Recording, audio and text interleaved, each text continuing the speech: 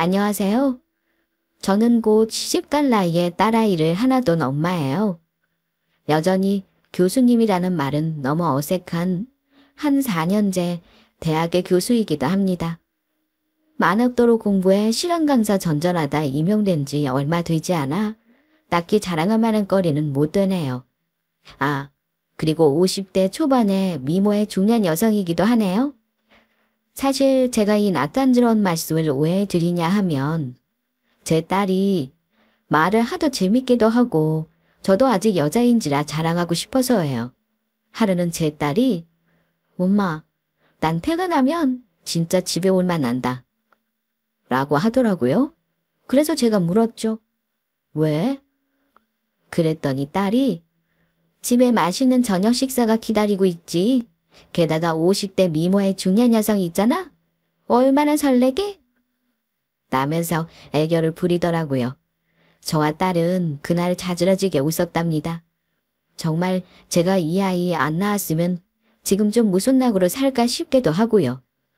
이제 곧 시집 간다고 남자를 데려올 텐데 생각하면 서운하기도 하고 안쓰럽기도 해요. 딸이 가끔 물어요. 엄마는 내가 결혼할 남자를 데려오면 뭘 제일 많이 물어볼 거야? 그럼 저는 정말 단호하게 말해요. 부모님 인품, 그리고 형제가 있는지. 그럼 제 사정을 아는 딸은 비식 웃으며 대답하죠. 형제는 없는 사람으로? 저는 진저리를 치며 말하곤 하네요. 그래, 너는 손 아래든 손 위든 동서는 없이 살았으면 좋겠어 정말로. 라고요. 사실 솔직히 말씀드리자면 저는 7년 전 이혼한 이혼녀이기도 합니다. 다 늙어 무슨 이혼이냐. 살 만큼 살았는데 그냥 참고 살지. 갑자기 이혼이 웬 말이냐 하는 소리도 주위에서 참 많이도 들으면서 한 이혼이었어요. 그래도 저는 도저히 못 참겠는 걸 어쩌겠어요. 평생 희생하며 산 삶이 무의미해질 정도로 힘들고 지치는데 이젠 정말로 애쓰고 싶어지지 않는 지점이 오더라고요. 꼬장꼬장하고 가부장적인 시부모에 무심한 남편, 하물며 정말 얄밉다 못해 극악한 아래 동서를 견뎌내는 일이 더는 벅차할 수가 없었거든요. 그렇게 이혼을 하고 난 후 지금 저는 날아갈 듯 편하고 행복한 삶을 영위하며 살고 있어요. 아마 그때 이혼이라는 큰 결단을 내리지 못했다면 아직도 여전히 그 옥장 무너지는 나날들을 견디며 살고 있겠죠? 그럼 지금부터 제가 어떻게 그곳을 탈출하게 되었는지 차근차근 한번 말씀드려 볼게요. 저는 사실 가정 형편이 좋지 못했어요. 어머니는 중증장애를 앓고 계셨고 아버지는 작은 구멍가게를 하셨는데 지질이 장사가 되지 않아 제 식구 입에 풀칠하기도 벅찼죠. 그래서 중학교도 겨우 졸업한 형편이었죠. 대학은 못 보내줘도 고등학교는 꼭 들어가라는 아버지의 말씀에 열심히 또 열심히 공부했습니다. 사실 제가 이립에도 초등학교 때부터 중학교 때까진 전교 1등을 놓치지 않을 만큼 꽤 공부도 잘했거든요. 그런데 제가 고등학교에 입학하기 3달 전 장사가 잘 되지 않던 아버지의 구멍가게가 결국 폐업을 하게 되었어요.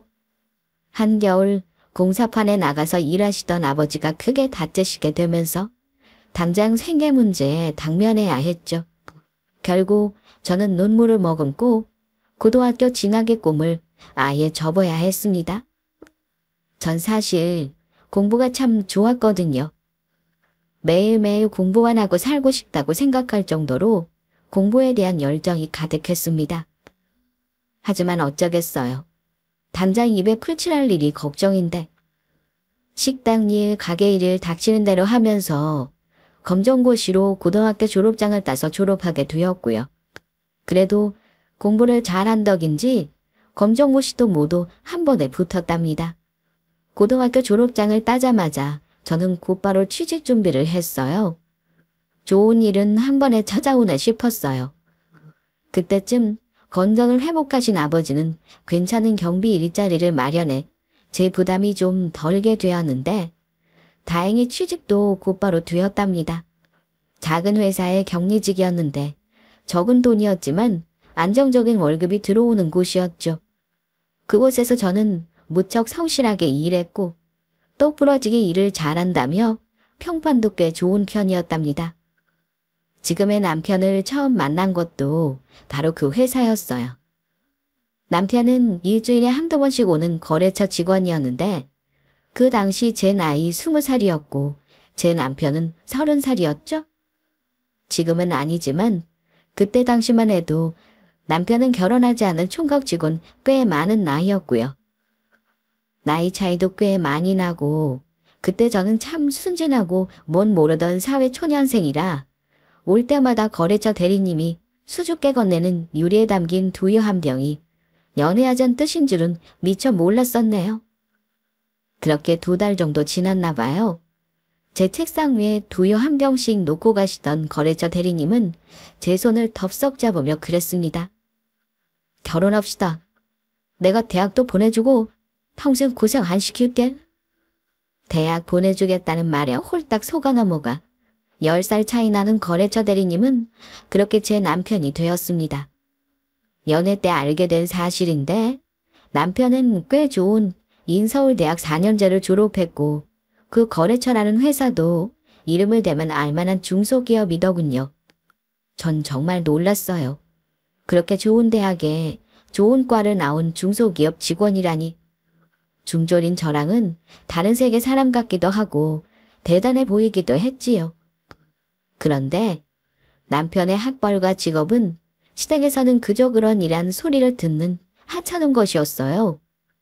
그도 그럴 것이 부모님은 중학교 교사, 그리고 지방대 교수셨고 동생은 한국에서도 정말 알아주는 대학교에 가장 좋은 과를 나온 인재였거든요. 그런 집에 시집간 저는 주눅이 들 수밖에 없었어요.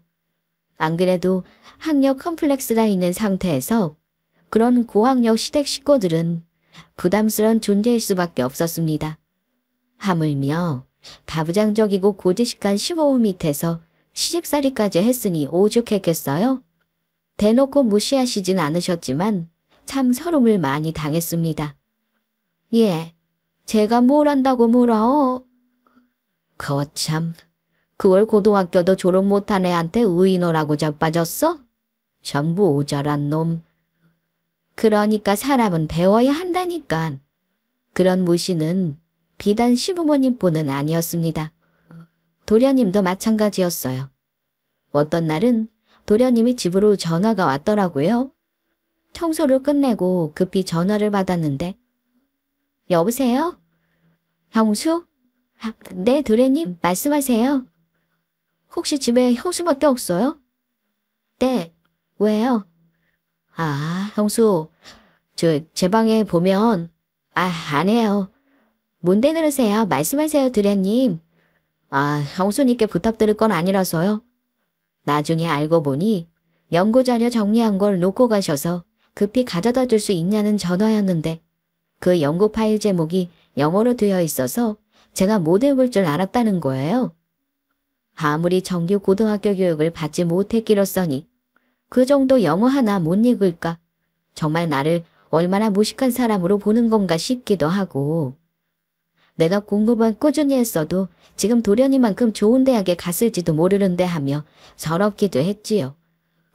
이런 일들이 계속되다 보니 저는 많이 배운 시부모 밑에서 그리고 잘난 도련님 밑에서 그리고 늘 무심한 남편 곁에서 하루가 다르게 작아지고 위축되어 가기만 했습니다. 늘 무시하는 언사로 저를 대하시는 시부모와 저를 일자 무식으로 보며 형수 대접도 하지 않는 도련님에게 방패막이는커녕 늘 눈치만 보는 남편이 참 야속하기도 했네요.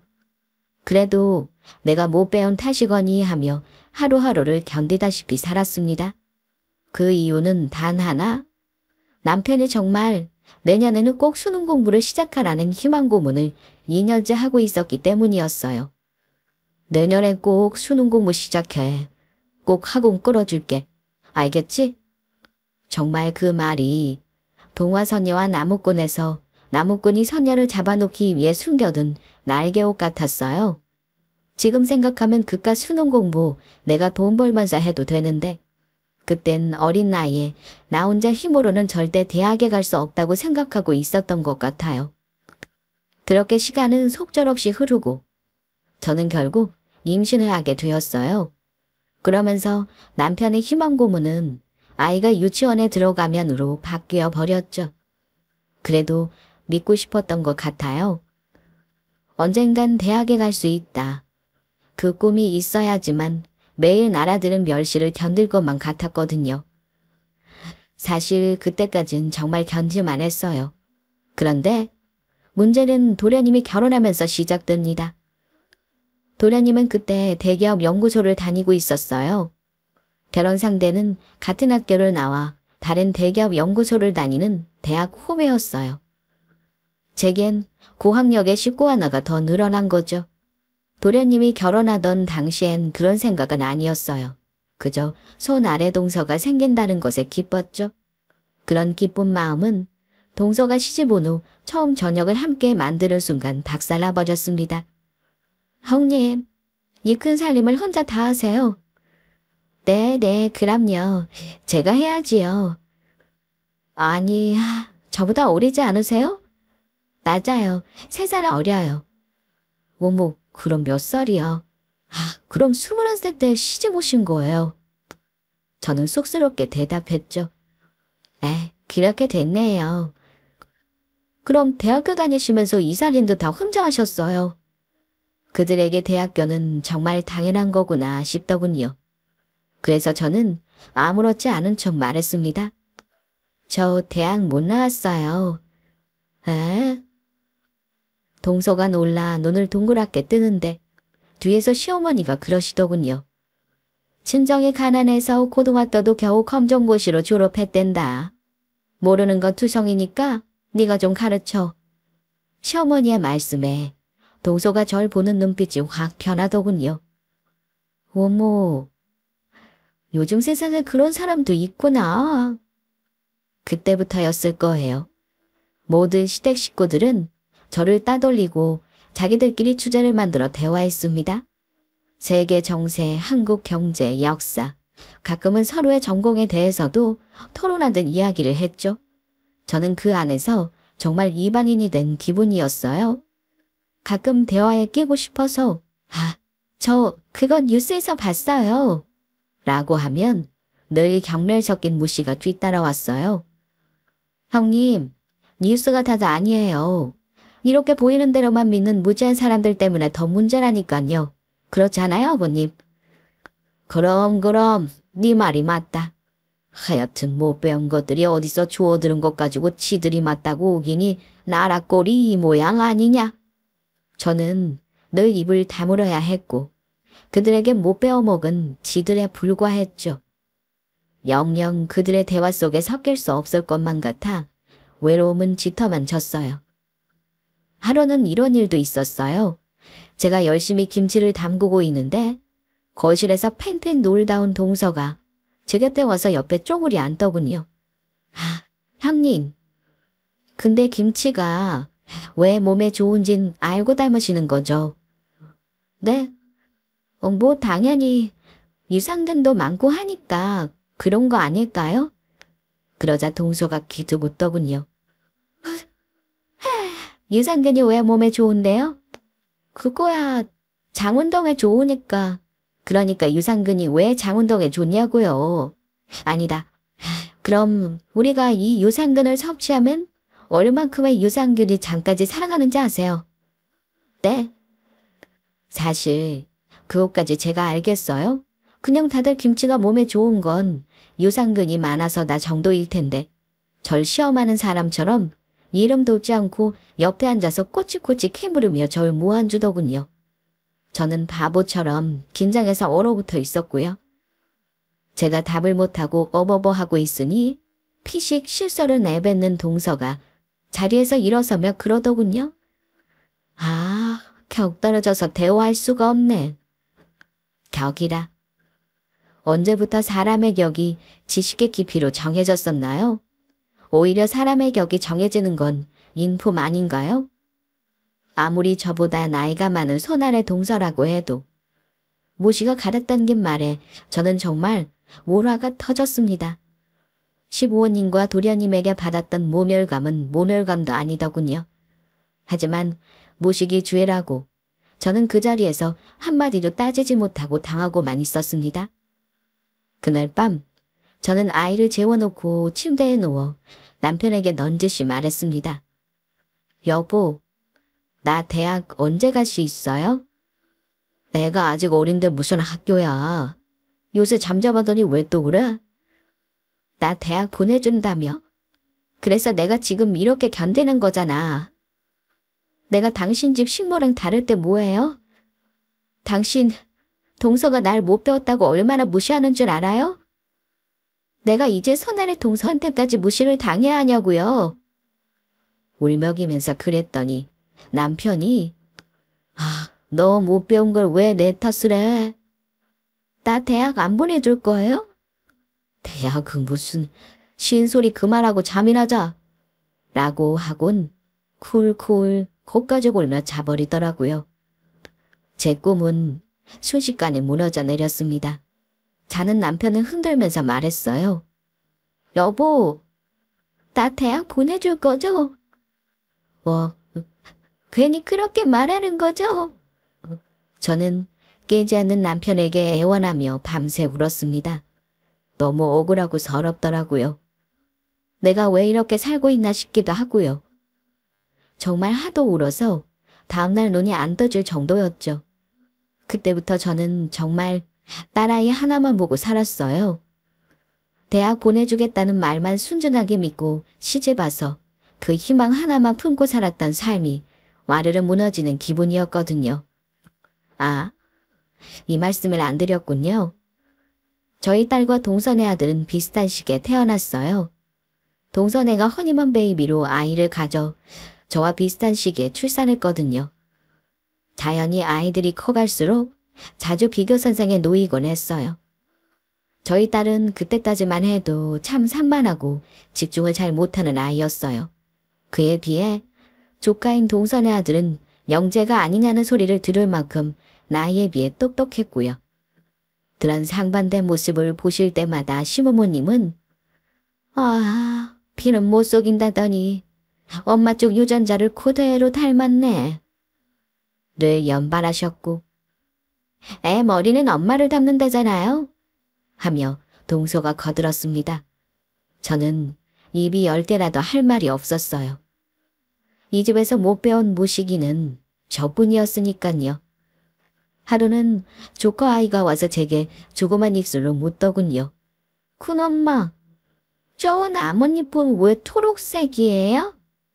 그래서 제가 아이의 감성에 맞춰서 동화처럼 예쁘게 답을 해줬죠. 그건 말이지. 식물잎은 해를 사랑해요.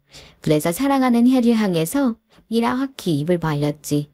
그랬더니 해가 초록색 사랑을 선물했어요. 그러자 채타며 코웃음을 친 조카 아이가 저를 덕멸하는 눈빛으로 바라보며 그러더군요. 식물의 광합성 작용 때문이잖아요. 역시 큰엄마는 우리 엄마 아빠랑 할머니 할아버지가 말씀하신 대로 멋있건 사람이구나. 라며 쪼르르 제 엄마 품에 달려가 버리더군요. 그러자 동서가 깔깔깔 웃으면서 어머, 애들은 정말 못 속인다니까 하는 거예요. 기가 막혀서 정말. 아니 분명 엄마 아빠 할머니 할아버지에게 들었다고 효성이가 똑똑히 말했는데요. 어떻게 애 앞에서까지 저를 그렇게 무시할 수 있을까요? 다른 이유도 아닌 자신들보다 많이 배우지 못했다는 이유로요. 하다 이젠 4살 난 조카까지 저를 무시하니 정말 황당하고 어이가 없었습니다. 그런데 문제는 그게 다가 아니었어요. 하도 집중력이 부족해 찾아간 아동센터에서 딸아이가 상이 이거예요. 그 사실을 시댁에 알리면서부터 동서의 얄미운 행동은 극에 달했습니다. 시부모님 두 분 다 교직에 있으시다 보니 교육 프로그램이나 영재 발굴단 같은 프로그램의 기회가 많이 찾아왔어요. 그럴 때마다 양손 가득 먹을 것을 사와 시부모님들을 꼬드기기 시작했어요. 어머니, 이번에 영재벌교 프로그램 한 자리 남았다면서요? 그거 우리 효성이 넣어주시면 안 돼요. 오, 그거 효주 넣으려고 했는데. 어머니, 그 영재 판정 하나 받았다고 다 되는 게 아닌 거 잘 아시잖아요. 사실 부모가 서포터를 잘해야 한다고요. 애들 뒷바라지도 배워본 사람이나 하는 거지 형님이 어떻게 하겠어요? 하긴 그것도 그렇다만. 효성이 갈게요. 네. 명단에 좀 넣어주세요. 그래. 그럼 그렇게 하자. 늘 이런 식이었어요. 어머니, 우리 효성이 이번에 영어 유치원 보내야 하는데 돈이 조금 모자라서요. 우리의 머리가 좋아서 정말 잘할 수 있는데 두 분이 좀 도와주시면 안 돼요? 오, 이번에 효주도 영어 유치원 보낸다고 하던데. 애 엄마가 영어를 못하는데 애가 배운다고요. 시댁에서 원하는 것을 얻어갈 때 늘 곱게 가져가는 법이 없었어요. 언제나 절 찍어 눌러 저와 제 딸아이의 몫을 가져갔죠. 물론 제 걸 빼앗기는 건 괜찮았습니다. 그런데 우리 딸이 누려야 할 것도 모두 빼앗긴다고 생각하니 통탄스럽게 그지없더군요. 당연하다는 듯 우리 효주가 효성이에게 모든 것을 빼앗기게 되자 이게 다 제가 못 배운 탓이라고 생각이 들더군요. 제가 빼앗기는 건 괜찮지만 제 딸아이까지 대물림 되는 것 같은 기분은 참을 수가 없었어요. 영재로 태어난 아이가 저 같은 엄마 때문에 재능을 모두 억눌리고 제대로 발달시켜주지 못하는 상황이 너무 속상했죠.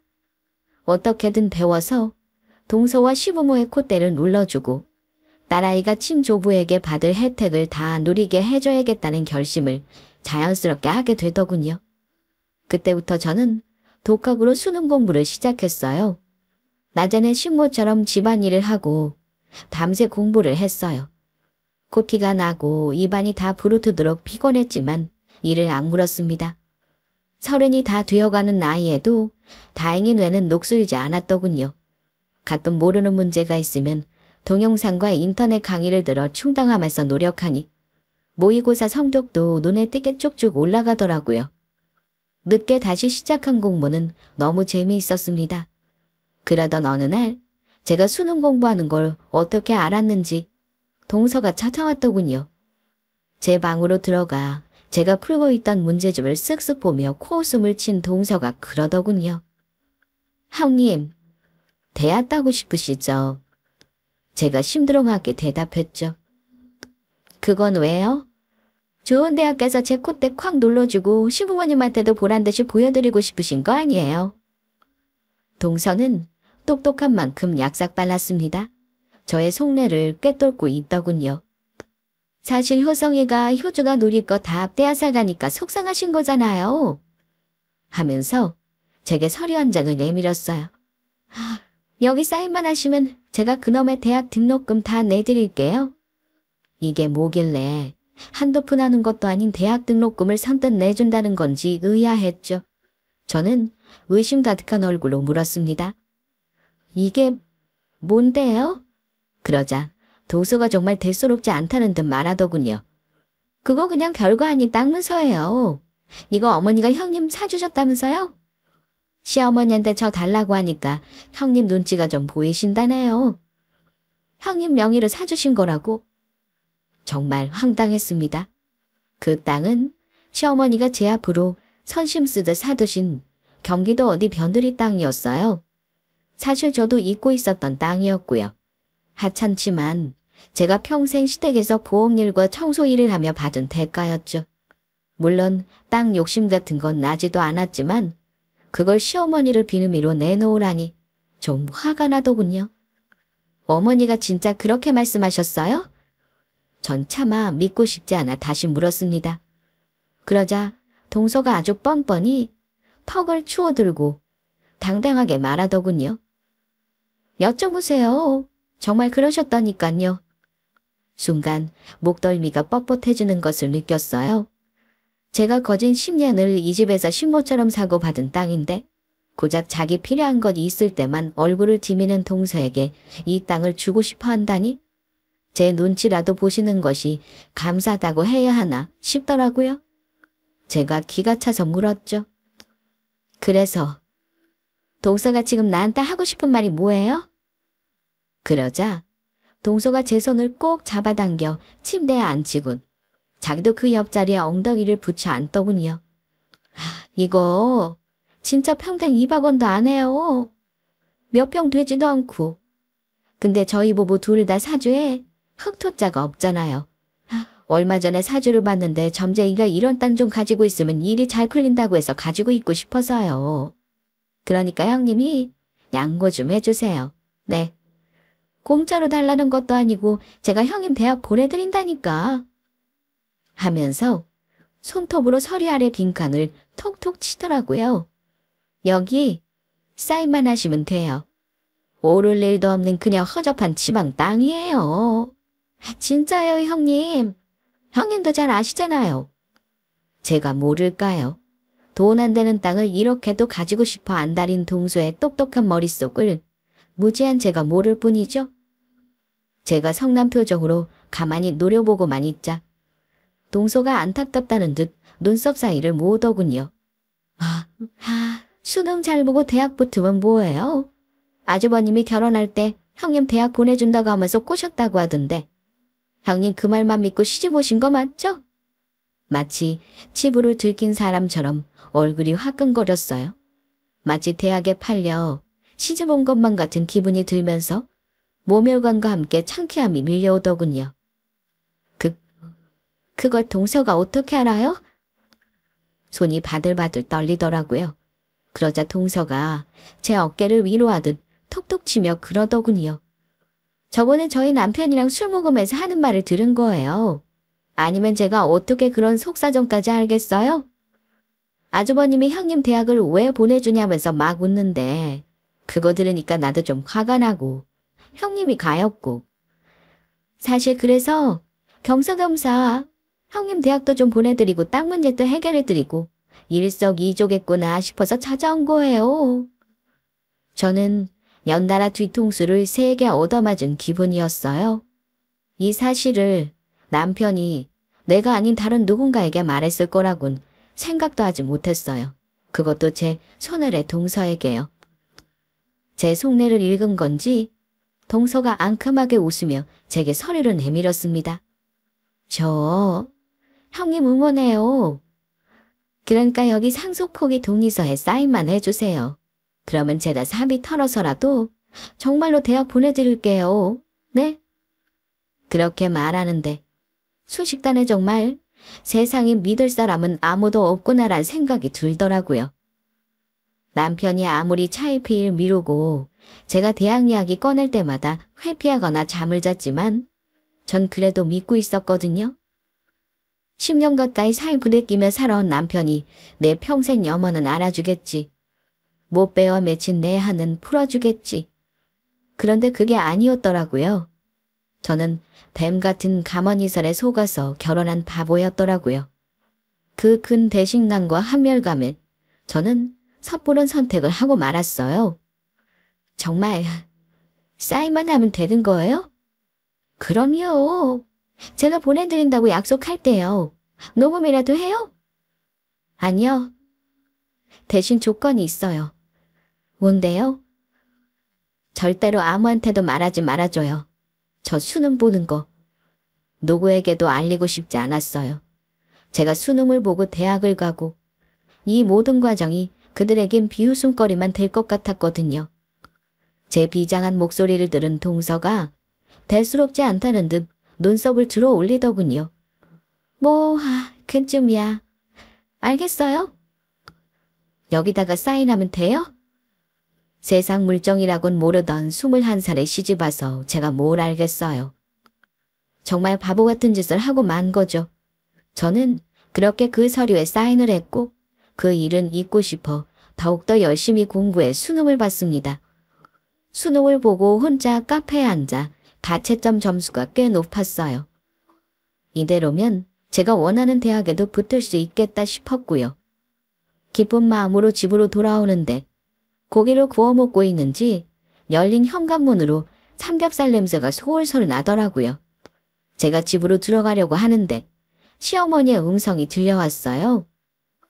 수능생 있는 집이라니 아주 웃겨 죽겠네. 그리고 이어 비웃음 섞인 동서의 음성도 들려왔죠. 그러니까요. 그 나이에 무슨 수능이지 원. 그래도 너 원하는 땅 가졌으니 그걸로 됐지. 그러자 도련님이 동서에게 묻더군요. 그래서 당신 효소 대학 보내주려고? 대하, 그거 붙긴 하겠어? 내가 돈이 어디 있어. 그냥 한 말이지. 하긴 붙지도 않을 텐데 뭐. 그러자 곁에 있던 시아버지가 껄껄 웃으시며 하시는 말씀이 가관이었죠. 애가 무식한 데다가 맹해. 그딴 곧 오를 텐데 바보같이 쌓이는 거 보면 순진한 걸 넘어서서 멍청하다니까. 역시 사람은 모름지기 많이 배워야 한다. 알겠니 효성아? 네 할아버지. 어머니 걱정하지 마세요. 이 땅 비싼 값에 팔리면 두 분 노후는 저희가 책임질게요. 그래. 상서세 생각하면 오르기 전에 빨리 넘겨야 해. 그러고는 한바탕 웃는 소리가 이어 들리더군요. 제가 수능 보는 것은 이미 온 집안 식구가 다 알고 있었고 제 무지를 이용해 자기들끼리 짜고 사인까지 하게 했다고 생각하니까 정말 피가 거꾸로 솟는 기분이었어요. 저는 그대로 발길을 돌렸어요. 아주 늦은 시간까지 밖을 돌아다녔어요. 그냥 하염없이 울면서 걸었던 것 같아요. 사실 제 가장 큰 절망감은 대학에 갈 수 없을지도 모른다는 거였었어요. 울면서 제가 도착한 곳은 친정집 앞이었어요. 저는 급히 눈물을 닦고 친정집을 놓고 했죠. 불편한 다리를 이끌고 어머니가 나오시더라고요. 아, 네가 이 시간에 무슨 일이야? 수능 보고 갑자기 엄마 아빠가 보고 싶어서 왔지. 저는 그렇게 웃으며 집으로 들어갔어요. 제가 앉자마자 근심이 가득한 얼굴로 두 분이 물으시더군요. 너 수능은 잘 봤어? 응, 나 엄청 성적 좋아. 우리나라에서 제일 좋은 대학 갈 수 있을 것 같아. 정말? 하긴 네가 어릴 때부터 공부는 진짜 잘했어. 우리가 형편만 좋았어도 교수 검사는 할 수 있었을 텐데. 아버지와 어머니는 뜰 듯이 기뻐하셨습니다. 그리고는 제게 다 낡은 통장 하나를 내미셨죠. 얼마 안 된다. 이거 너 대학 못 보낸 게 한이 돼서 그냥 모아뒀던 돈이야. 네가 틈틈이 준 용돈도 다 모았어. 효주 대학 보낼 때라도 주려고. 저는 놀라서 통장을 열어봤어요. 부모님에겐 거금인 1,500만 원이 들어있었어요. 뒤에 붙은 몇백만 원에 제 마음이 찢어졌죠. 얼마나 아끼시면서 한 푼 두 푼 모으셨을 생각을 하니 눈물이 나서 목이 맸습니다. 이걸 왜? 장서방이 어련히 알아서 보내주겠냐마는 이 돈은 등록금 해라. 꼭 네 등록금은 내주고 싶었어. 이걸 어떻게 받아? 왜 못 받아? 얼른 넣어둬. 저는 그렇게 낡은 통장을 들고 집으로 돌아왔습니다. 시부모님이 늦은 제게 잔소리를 하시는 걸 듣는 둥 마는 둥 하고 제 방으로 들어왔죠. 그리고 저는 곧 한국에서 내로라 아는 대학에 붙었습니다. 당당하게 장학금까지 받고 원하는 과에 붙게 되었죠. 그날 저는 남편에게 합격 통지서를 내밀며 선언하듯 말했습니다. 군가하든가 이혼하든가 둘 중 하나를 골라요. 뭐? 남편은 이게 미쳤나 하는 얼굴로 눈을 부라렸습니다. 대학은 내가 알아서 다닐 테니까 둘 중 하나 결정은 당신이 해. 너 이게 진짜 보저 하니까. 당신 나 대학 보내줄 생각 없다고 도련님이랑 동서 앞에서 그랬다면서요? 나 꼬시려고 대학 보내준다고 뻥친 거라며. 나는 더는 나 무시하는 시댁이랑 인연 이어가고 싶은 생각 없으니까 만약에 당신 식구 못 버리겠으면 나랑 효주랑 둘이 이 집 나갈게요. 처음 보는 저의 완강한 태도에 결국 남편은 울며 겨자 먹기로 분가를 선택했습니다. 그때부터 시댁과의 왕래를 딱 끊어버렸습니다. 남편은 가끔 연락도 주고받고 왔다 갔다 하는 것 같았지만 전 신경 쓰지 않았습니다. 아예 없는 인간들 취급해버렸죠. 그리고 저는 학교를 다니기 시작했죠. 시부모 눈치도 동서 눈치도 보지 않으니 얼마나 좋았는지 모르겠어요. 하지만 무엇보다 가장 좋았던 건 역시 대학 생활이었습니다. 만학도 이기에 더 열심히 공부했고 성적도 그 노력을 배신하지 않았어요. 그렇게 반년쯤 지났을까요? 수업을 마치고 집으로 돌아가고 있는데 동서에게 전화가 걸려오더군요. 시댁에서 본가 하니 딱히 볼 일이 없었던 동서에게서 정말 오랜만에 온 연락이었어요. 또 무슨 일인가 싶어 전화를 받았습니다. 형님, 대학은 못 붙으셨나 봐요? 저한테 학비 달는 소리를 안 하시네? 호호호호호호. 수학이 너머로 들리는 소리에 저는 정말 어금니를 잘잘 씹었어요. 그리고 대답했죠. 동서, 나한테 학비 줄 생각 없었잖아. 누가 모를 줄 알아? 네? 제가요? 아니에요. 제가 약속했잖아요. 대학은 합격했고 이미 다니고 있지만 나 동서한테 도움받고 싶은 생각 없어. 오, 뭐 정말요? 학교는 어디 다니시는데요? 제가 당당하게 대학과 과를 말했죠. 그랬더니 동서가 꿀먹은 버워리가 되더군요. 왜냐고요? 동서가 넣었다가 떨어졌던 바로 그 대학이었거든요. 한국에서 가장 좋은 대학에서도 가장 인기가 많은 과. 저는 이제야 당당하게 말했죠. 어떻게 해? 이제 내 학벌로 무시하는 유치한 노름은 못하게 생겼는데. 그러자 당황했던 동서는 곧장 페이스를 찾고는 비아냥대기 시작했습니다. 어머 형님, 대학생 되셔서 이제 저한테 반말도 하시는 거예요? 많이 크셨네 우리 형님. 멋지다. 비꼬는 말투는 똑똑한 만큼 수준급이었고 그 말에 저는 또다시 너무 화가 나더군요. 이제는 참고 싶지 않았습니다. 동서가 그랬지? 애는 엄마 머리 닿는다고? 어쩌지? 동서 말대로라면 효성이보다 우리 효주가 더 좋은 대학 가겠다. 효성이는 그냥 똑똑하고 우리 효주는 영재이기까지 하잖아. 하물며 영재교육이란 교육은 다 받은 효성이보다 우리 효주가 더 공부 잘하는 거 알지? 이번에 영재대회에서 대상 탄 거 소식 들었나 모르겠네. 그놈의 학벌로 사람 격 나누는 동서 아들 어떻게 되는지 내가 똑똑히 지켜볼게. 앞으로 한번 두고 보자고. 나중에 누구 자식이 더 잘 되는지. 뭐라고요? 이봐요 형님. 대답도 듣지 않고 끊었습니다. 통쾌할 줄 알았는데 딱히 그렇지도 않더라고요. 여전히 풀리지 않는 분이 가슴에 그득한 기분이었습니다. 그렇게 세월이 흘렀고 저는 대학원까지 전액 장학금으로 다니게 되었어요. 그리고 저를 예쁘게 보신 교수님 덕에 조교도 하고 결국 시간 강사 자리까지 서겨받게 되었죠. 그러던 와중 그저 함께 사는 것에 의의를 두던 저의 결혼 생활에 위기가 찾아왔습니다. 남편이 거래처 젊은 여자와 불륜을 저지르다 걸리게 된 거죠. 여보, 그게 아니고. 그런데 우습게도 정말 아무렇지 않더군요. 정말 딸아이 때문에 살았던 것이 맞구나 싶을 만큼 아무런 감정이 들지 않았습니다. 그러자 냉정해지더군요. 다 필요 없으니 이혼해요. 여보, 한 번만 봐줘, 어? 제 바지가랑이를 붙잡고 늘어지는 남편을 툭 쳐내고 냉랭한 목소리로 말했습니다. 더 매달리면 구차해져요. 더 추해지고 싶어요. 여보, 나 당신밖에 없어. 남편은 결국 눈물을 뚝뚝 흘리며 무릎을 꿇더군요. 그 여자한테도 대학 보내준다고 꼬셨어요. 요즘 젊은 사람들 누가 그런 말에 순진하게 속아요? 추잡하게 이러지 말아요. 결국 제 이혼 소식을 들은 시부모님까지 쫓아오셨더군요. 예, 널 잊혔니?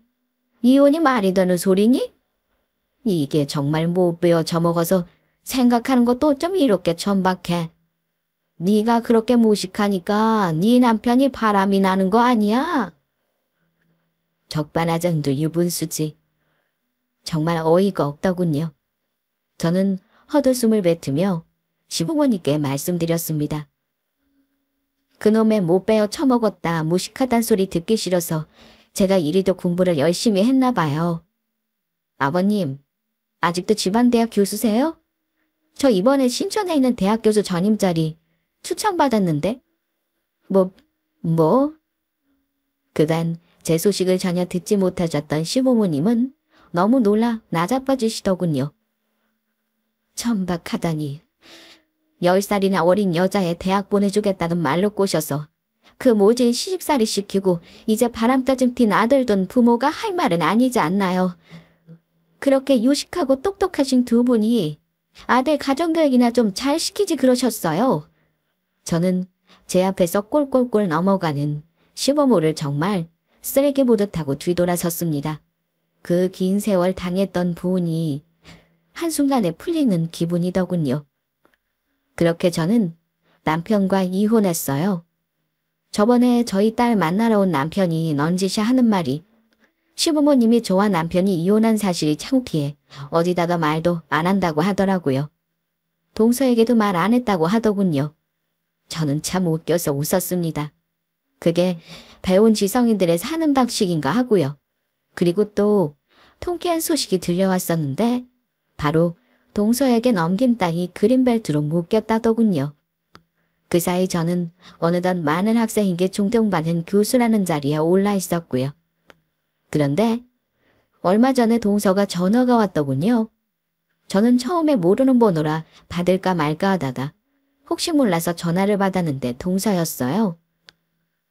형님, 오랜만이에요. 잘 지내셨죠? 뻔뻔하게 밝은 음성으로 안부를 물어오는데 형님은 무슨 일하고 하고 싶은 걸 꼭 참고 대답했죠. 무슨 일로 전화했어? 그러자 동서가 볼멘 소리로 그러더군요. 아니, 시아버지 중풍으로 쓰러지셨잖아요. 어떻게 병원에 한 번을 안 오세요? 정말로 동서는 제가 이혼한 줄을 모르는 눈치더라고요. 거길 내가 왜 가? 맏며느리가 당연히 와서 자리 지키는 게 맞는 거죠. 게다가 아버님 병간호도 하셔야 할 거 아니에요. 진짜 뻔뻔하게 그지없더군요. 시부모에게 받을 거 다 받아먹고 딱짝꿍이 되어서 절 그렇게 괴롭히더니 이제 와서 편찮으시다니까 제게 병간호를 미루는 꼴이 아주 가증스러워서 치가 떨리더군요. 저는 그런 동서를 한껏 비웃어주고 말했습니다. 나 이혼했어. 그게 언젠데 몰랐구나? 우리 이제 남남이야. 네? 꽤 놀란 눈치였어요. 고막이 떨어질 만큼 커다란 소리가 들려오더군요. 그래서 제가 덧붙였죠. 그리고 말이 나와서 하는 말인데 나 수능 보던 날 집에서 도련님이랑 동서랑 시부모님이랑 넷이 고기 구워 먹었지? 그날 동서가 그랬잖아. 시부모님 노후는 동서가 책임진다고? 기억 안 나? 제가 언제요? 왜 없는 말을 지어내고 그러세요? 당황해서 말을 어버버버 하는데 어찌나 웃기던지 저는 웃음을 참지 못하고 딸깔깔 웃었습니다. 그리고 동서에게 말했죠. 야 이년아, 너 얍삽하게 똑똑한 척 혼자 다 하더니 멍청한 짓도 혼자 다 하네. 너 무덤 네가 판 거야. 지금까지 시부모한테 받은 편애랑 돈 다 갚을 절호에 찼으니까 혼자 잘해봐. 중풍이라니. 어쩜 좋니? 병간호 정말 힘들겠다. 안녕? 형님. 저기요 형님. 저는 그렇게 전화를 끊고 생각난 김에 전화번호도 바꿨습니다. 정말 홀가분하게 그지없었어요. 진짜 통쾌한 복수는 이렇게 뒤늦게라도 찾아오는 법이구나 싶었죠. 10년 묵은 채증이 날아가는 느낌이었습니다. 그리고 저는 지금 여전히 딸과 함께 솔로인 인생을 만끽하며 살고 있고요. 제 딸은 오늘도 묻습니다. 엄마, 내가 만약에 결혼하겠다고 데려온 남자다 학벌이 안 좋으면 어쩔 거야? 그럼 저는 대답하죠. 학벌은 그냥 말 그대로 학벌일 뿐이야. 학벌로 그 사람의 인성과 살아온 인생을 그리고 앞으로의 미래를 평가할 순 없어. 언제나 제일 중요한 건 인간 그 본연의 됨됨이야. 엄마는 상관없으니까 언제든 데려와. 라고요. 인생과 학벌은 절대로 비례하지 않는 법이라고 생각해요. 좋은 학벌 가지고도 더러운 인성으로 일관하다. 지금 아마도 개고생 중일 제 동서와 비록 학벌은 좋지 못했지만 열심히 살다가 결국엔 성공하고 행복한 인생을 살고 있는 저처럼요. 저도 동서와 시부모를 반면교사 삼아 사람을 학벌과 가진 지식 따위로 판단하지 않으려고 부단히도 제 자신을 돌아보면서 살고 있어요. 혹여 저의 작은 말 한마디가 누군가에겐 큰 상처가 된다는 걸 가장 잘 아는 저이니까요. 긴 글 들어주셔서 감사합니다.